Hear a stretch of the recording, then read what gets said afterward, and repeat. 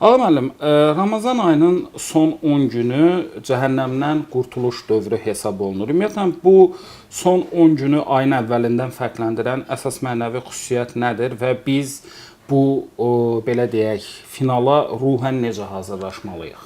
Fürsətdən istifadə edib dəyərli izləyicilərimizi Rəbbimizin gözəl salamı ilə salamlamaq istərdik.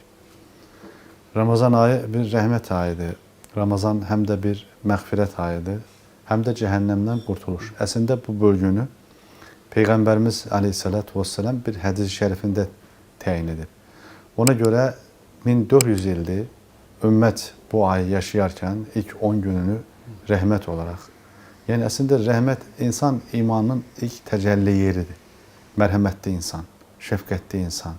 Hansı ki bugünkü dünyanın ən çox ehtiyac duyduğu, ən önəmli dəyərlər sistemi içərisində biz mərhəməti axtarırıq. İnsanın insana olan mərhəməti, insanın heyvanlara olan mərhəməti, insanın əslində həyata, həyatdakı varlıqlara olan mərhəməti. İnsan mərhəmətli olduğu zaman əslində ətrafındakı mühit də gözəlləşir. İnsan cani qatil olduğu zaman ətrafındakı hər bir varlığın fitrətini pozur, fəsad gətirir və körükləyib dünyanı yandırır.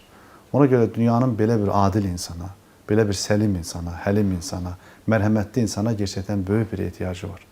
Odur ki, Ramazan bir məktəbdir. Əslində, kainatın bütün varidatını özündə toplayan bir məna süfrəsidir, mənəvi süfrədir.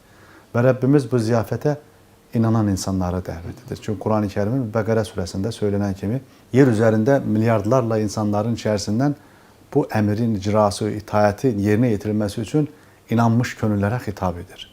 Deyir, ya eyyuhəl-ləzinə əmənu kutibu aleykumus-siyamu kəmə kutibu aləl-ləzinə min qablikum ləalləkum təttəkun deyir. Sizdən öncəkilərə əmr olunduğu kimi deyir, sizlərə də vacib edildi və yaxud da fərz edildi.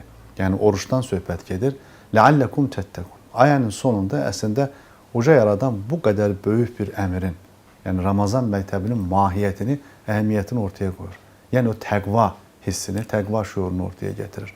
Ona görə də Ramazanın son 10 günü, özəlliklə etqu minənnar hədis-i şərif buna cəhənnəmdən qurtuluş olaraq ifadə edir. Bu deməkdir ki, mərhəmətin ruhuna hakim edən bir insanın, daha sonra bağışlamağı bacaran. Ki, düşünün, bu dünyanın ən böyük fəlakətlərindən biri bağışlamağı bacarmamaqdır. Bir-birini əfv etməyi bacarmayan insanlar var həyatda. O kini, nifrəti, atəşini qəlblərində daşıyar. Sağdan sola daşıyar, soldan sağa daşıyar, nəsildən nəsilyə daşıyar və bu intili qalar. Bu insanlar arasındakı olan bu mənfi və əslində xüsusiyyətlər dostluq bağlarını qoparır. Qonşulara çox böyük mənfi təsir göstərir. Özəlliklə iş yerlərində, ictimai həyatın demək olar ki, iflic hala gəlməsində ən böyük fəlakətlərdən biri, pandemiyalardan biri əslində o bağışlamağı bacarmamaqdır. Çoxdur insanlar gərginlik içərisində. Görürsünüz, bir nəqliyyatın içərisində, avtobusun içərisində bir-birinin ayağını tapdalayanda dünya qopmuş kimi, sanki dünya qopdu. Dünəni baxırdım, dünənin insanları bir-birinə qarşı çox mərhəmətli idilər, çox səbirli idilər. Onlar bir-birini dinləyərdilər.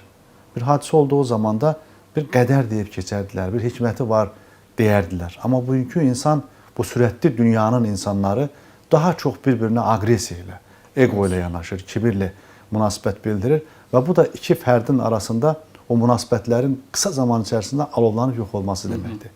Odur ki, hədisin son bölümü içərisində o cəhənnəmdən qurtuluş, yəni o deməkdir ki, insan, sən cənnətə layiqsən, sən o qədər dəyərlisən, sənin yerin behişdir.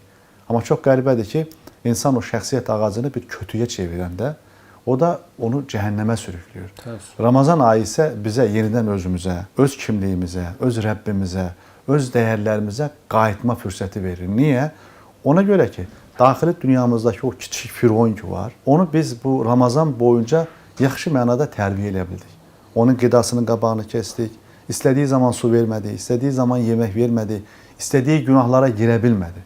Və biz öz iradəmizi özümüz, öz ağlımızla, öz dünyamızla özümüzü idarə etməyə çalışdıq və beləcə cəhənnəmdən qurtuluş, cənnətin açıq qapısından içəri girmə fürsəti əldə etdik.